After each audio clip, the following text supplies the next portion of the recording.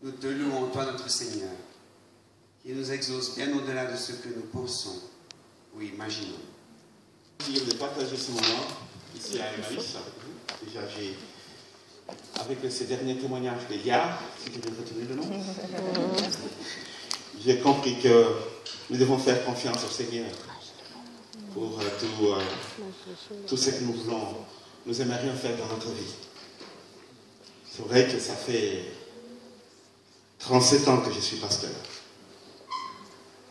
Mais je me demande comment il fait pour que je reste toujours jeune.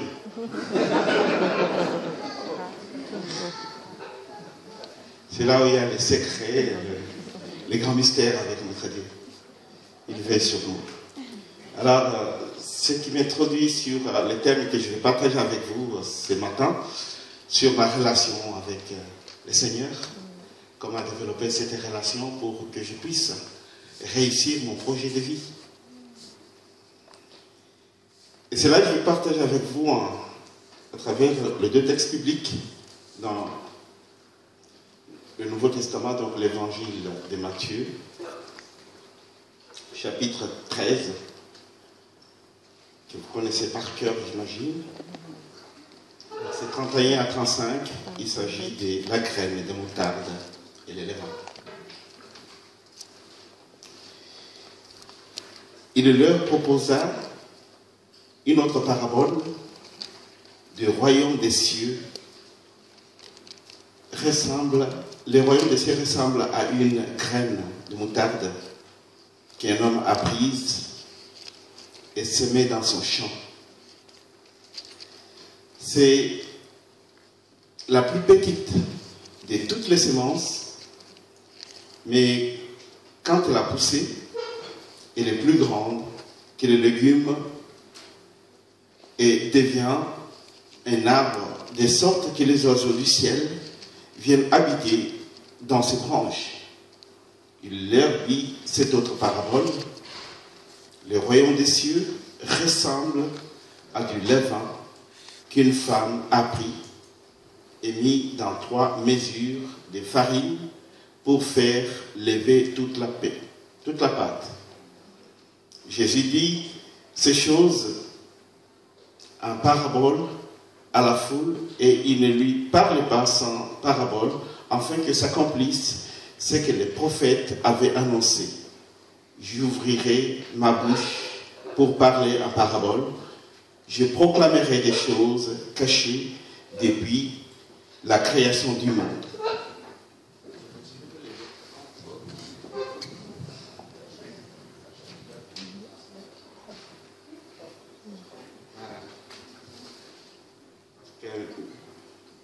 Mes yeux de petits vieillards jeunes n'avaient plus à lire de loin. Et puis dans Luc chapitre 9, nous allons lire quelques versets. Luc 9, à partir du 57 jusqu'à 62. Pendant qu'ils étaient en chemin, un homme lui dit: Seigneur, je te suivrai partout où tu iras. Jésus lui répondit: les renards ont des tanières et les oiseaux du ciel ont des nids, mais le Fils de l'homme n'a pas un endroit où il puisse reposer sa tête. Il dit à un autre: suis-moi. Il répondit: Seigneur, permets-moi d'aller d'abord enterrer mon père.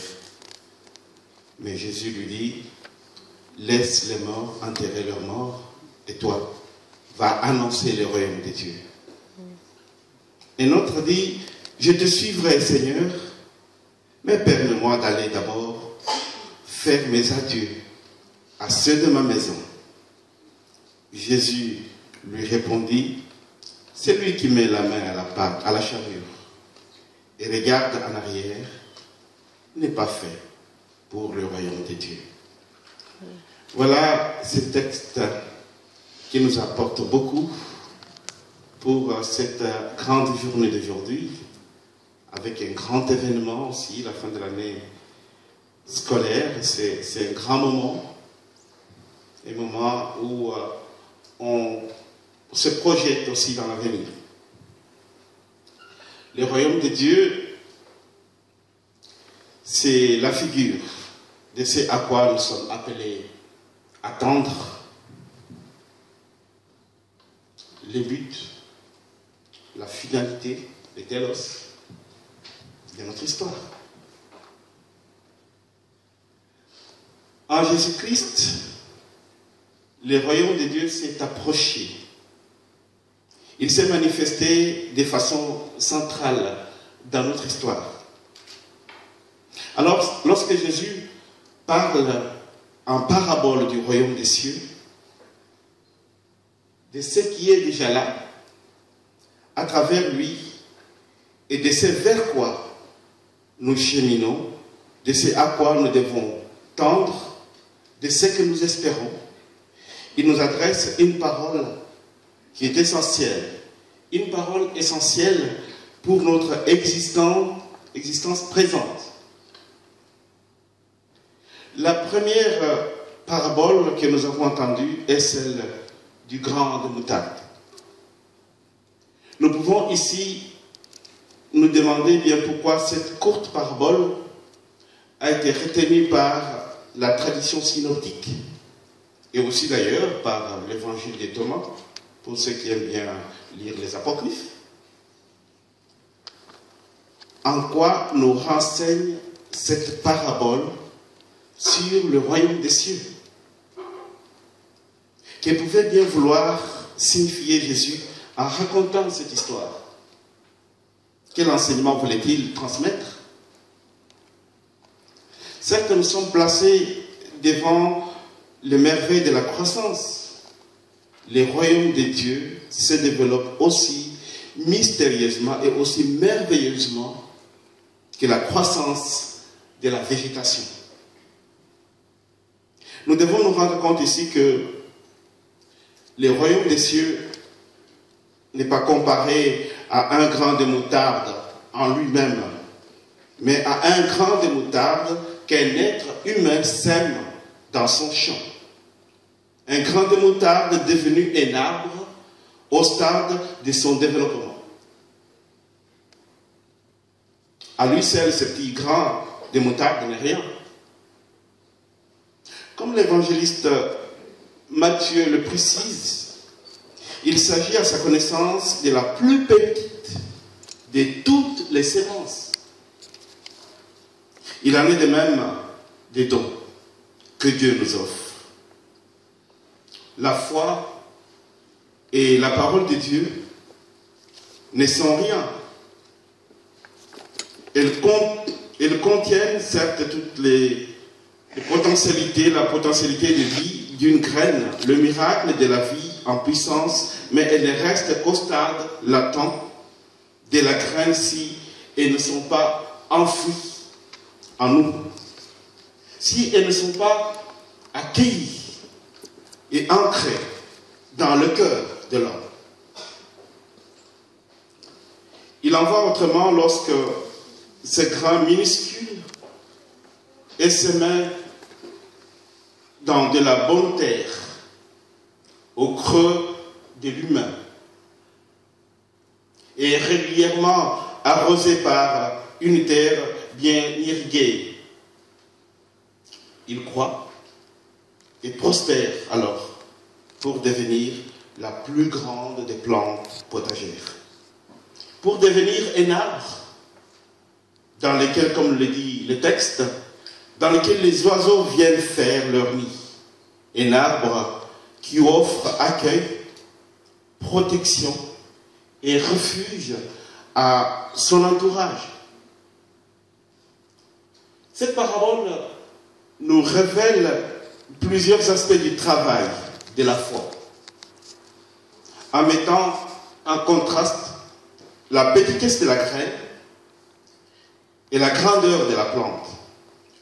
Elle nous parle d'un processus de croissance, d'une dynamique de développement et d'élévation. Elle est l'occasion de nous interroger sur ce qui fait pousser cette graine, sur ce qui nous fait véritablement aussi grandir.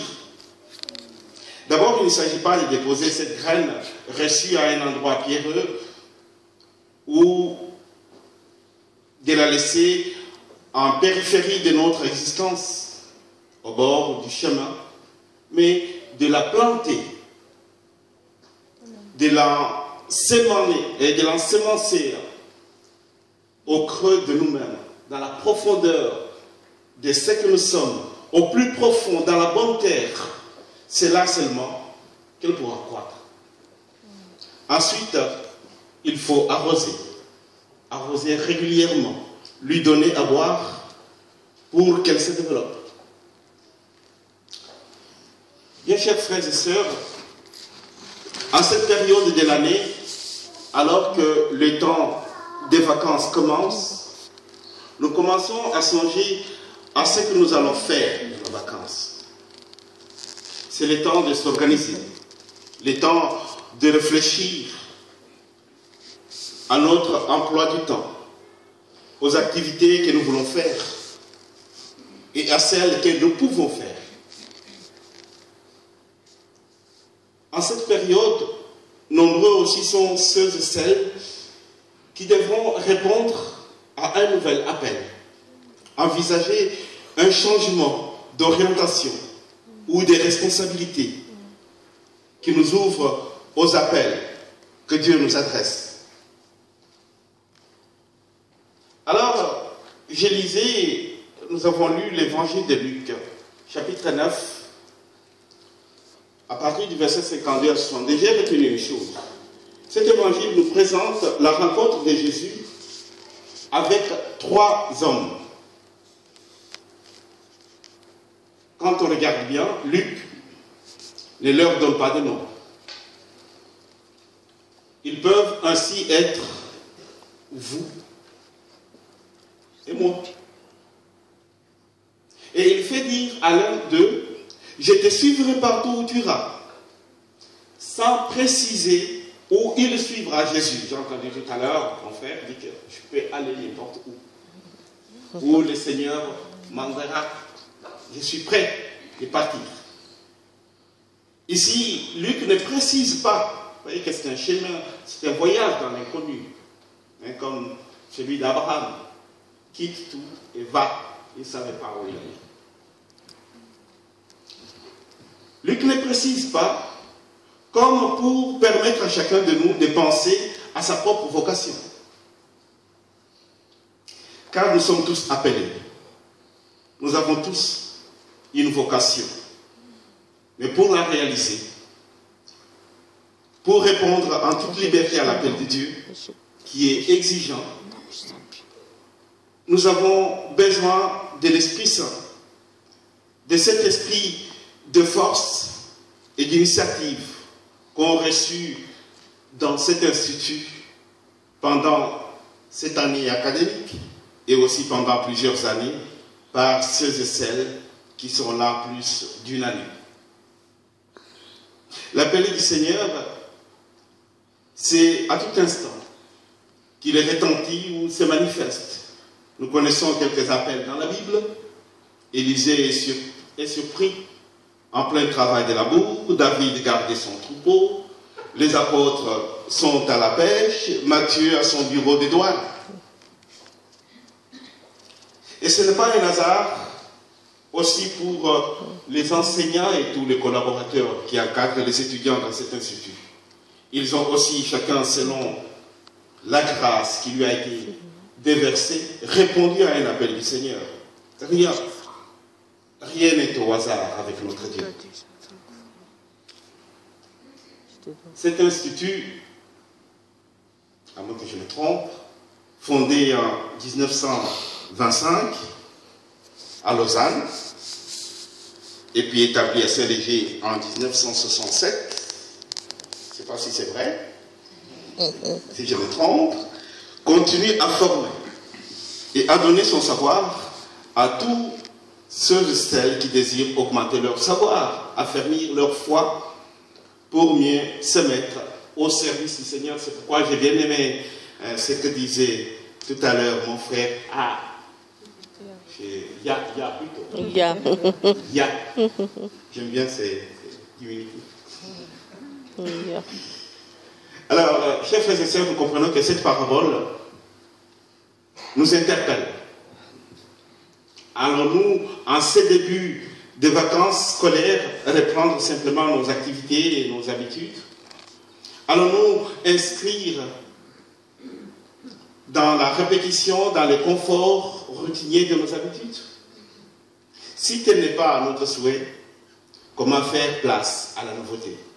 Comment donner un peu d'eau et de terreau à notre plante cette année et les suivantes, afin de nourrir ses racines et pour que notre plante puisse continuer à se développer? En d'autres termes, ici nous pouvons nous remercions le Seigneur pour nous avoir permis de terminer cette année scolaire. Je m'adresse ici aux étudiants, tous ceux qui ont travaillé dur pendant cette année qui arrive à sa fin. Remercier le Seigneur pour avoir donné ce temps dans la perspective de la nouvelle année scolaire qui vient. Se demander alors qu'est-ce que je vais faire pour changer mon quotidien, pour vivre les choses autrement, pour m'inscrire dans la rencontre avec Dieu et avec les autres. Quels sont les choix qui s'offrent à moi? Quelles sont les possibilités? Quelles seront mes priorités? Cette parabole nous invite donc en premier lieu à cultiver notre jardin. Cultiver son jardin, cela ne veut pas dire développer son ego, être égoïste, égocentrique. C'est se replier sur soi et c'est regarder le nombril, ce n'est pas ça. C'est cultiver son jardin, c'est cultiver, c'est d'abord prendre conscience, c'est donner, garder du temps pour ce qui nourrit véritablement notre existence, ce qui nourrit notre relation à Dieu et aux autres. Réfléchir à ce qui me nourrit vraiment dans la vie, c'est m'interroger sur ce qui me constitue et me construit en tant qu'être humain. Précisément, ce que je suis, ce qui constitue ma personne, ce qui construit jour après jour mon identité, je ne le dois pas d'abord à moi-même, à mes propres mérites, mais à la grâce et à l'amour de Dieu, qui me reconnaît sans condition, ainsi qu'à l'historique de mes relations avec les autres, à la formation mise à ma portée, comme l'apôtre Paul le faisait avec quelques individus à l'école de Tyrannus, dans le but d'augmenter et d'assurer leur croissance personnelle ainsi que leur savoir dans le domaine théologique.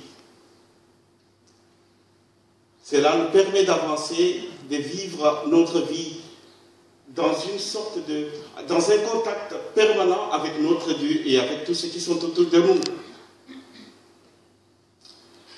Contrairement à ce que voudrait nous faire croire le discours ambiant, celui d'une société qui valorise de manière radicale l'indépendance et l'individualisme, je ne me construis pas tout seul,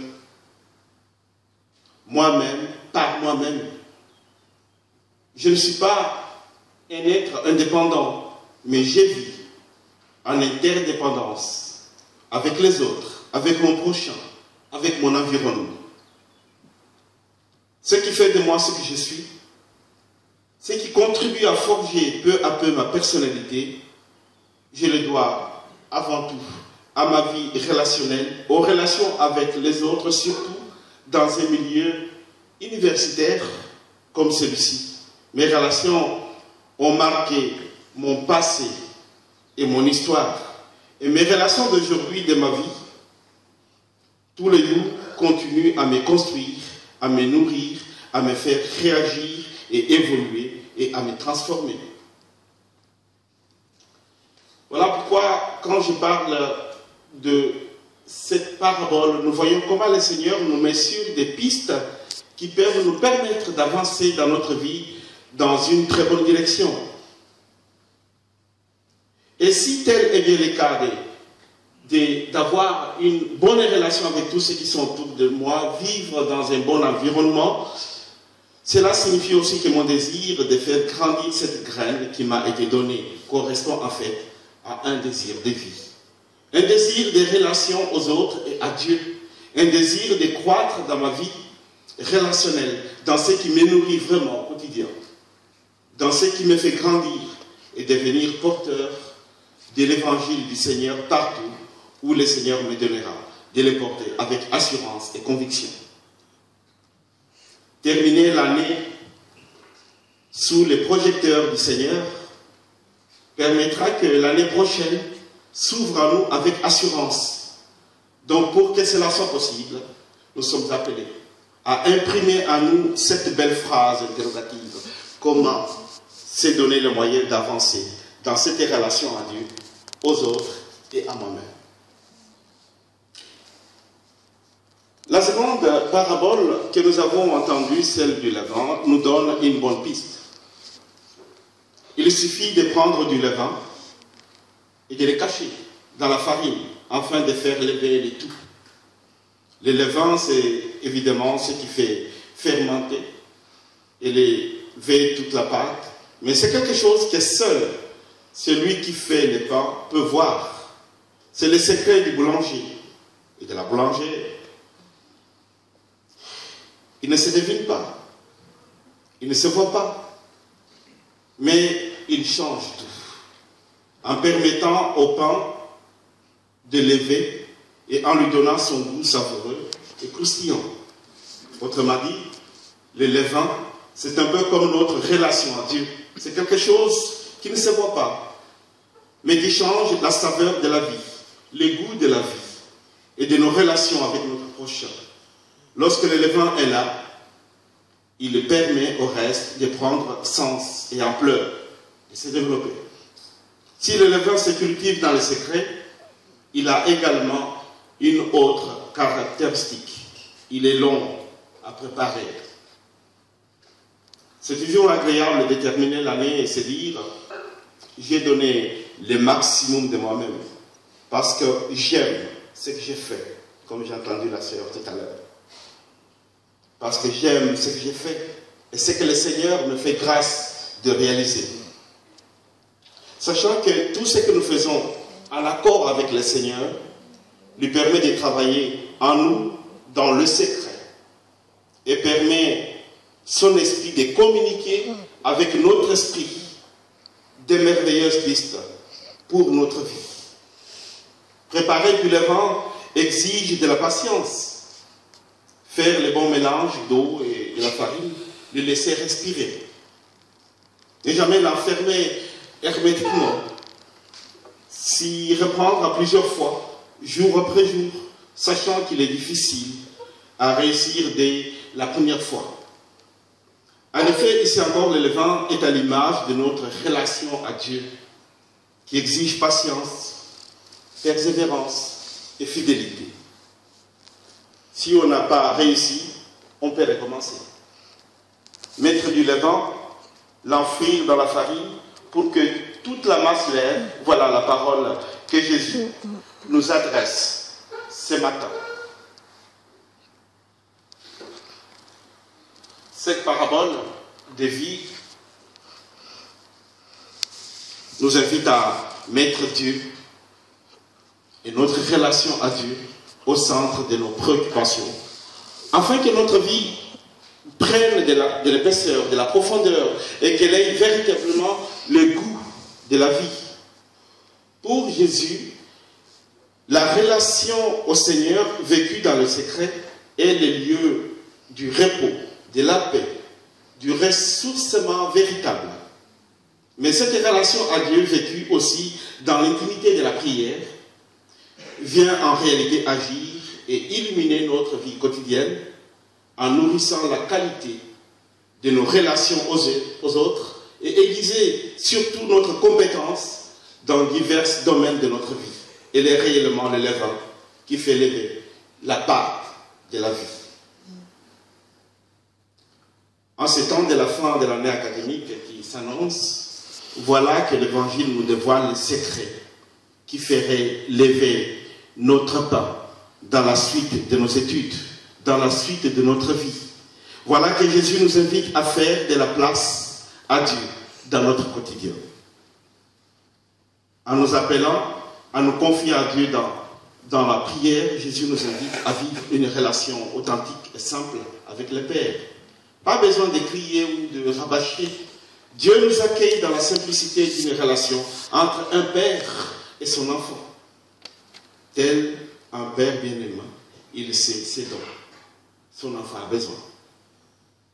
Alors, pour terminer, mes chers frères et sœurs, à nous de répondre à l'appel que Jésus nous adresse, en osant prier, en osant nous en remettre à Dieu, notre Père, notre Créateur, nous confier à lui comme un Père. À nous de prendre le temps d'apprendre à vivre peu à peu cette relation filiale avec notre Père Céleste. La foi reçue comme un don est à accueillir, à découvrir, à approfondir jour après jour. Prendre le temps, c'est donner du temps. Garder du temps pour entretenir cette relation à Dieu. Voilà une matière de cultiver son jardin, en puisant directement à la source de la vie éternelle. Amen.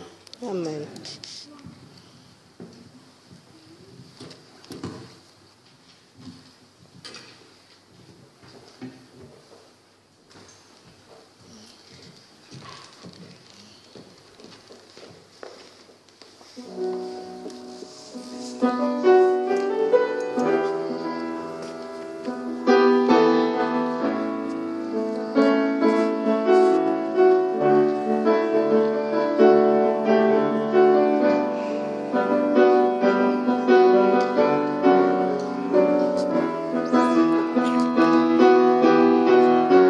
C'est pas toi?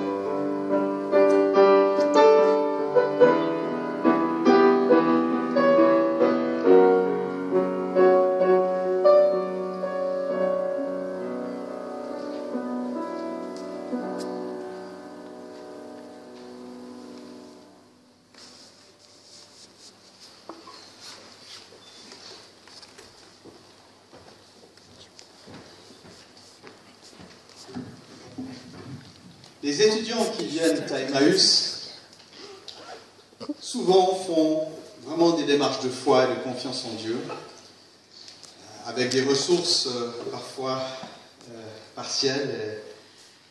Et vraiment, ils voient la main de Dieu dans leur vie.